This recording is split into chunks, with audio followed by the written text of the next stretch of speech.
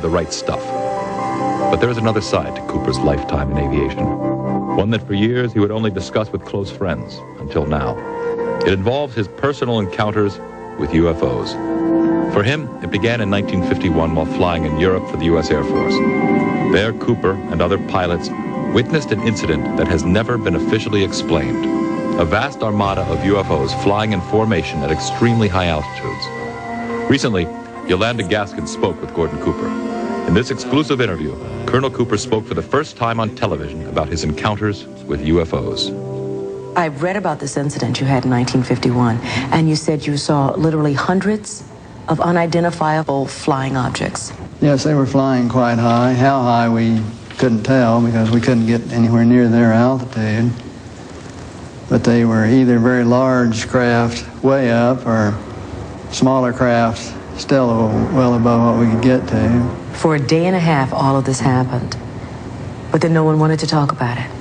Well, we sent a report forward on it, and the answer that finally came back months later was they were probably high-flying seed pods, which didn't sound very logical. There are always a lot of excuses. There's always weather balloons. I've heard that one before. Oh, yeah. In 1951, you couldn't even get close to the things that were flying overhead.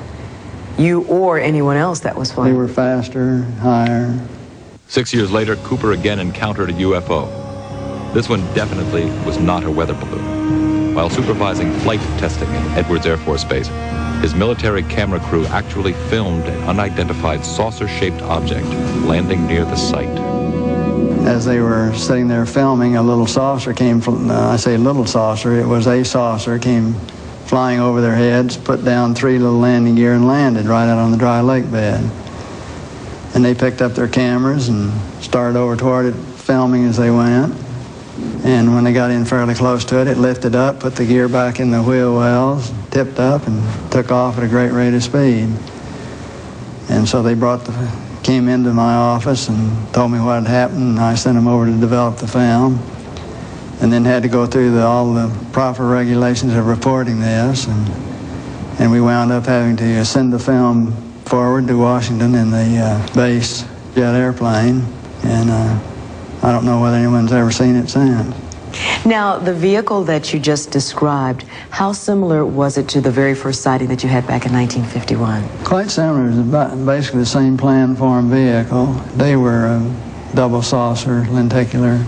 But if you're going to be going in and out of atmospheres like Earth or other places might have, you certainly need a little more aerodynamic type of vehicle. And the saucer has the capability of going through the air at tremendous rates of speed and handling the bow and trailing wave without making shock waves. So it can be very silent while traveling at big rates of speed through the atmosphere. But sightings of UFOs weren't limited to the military. Cooper has commercial airline colleagues who've also seen UFOs. Yes, a friend of mine who's a captain on a major airline at night was flying along, noticed this, suddenly a big glow came off his left wing, and he looked out and this big saucer was sitting right off their wing.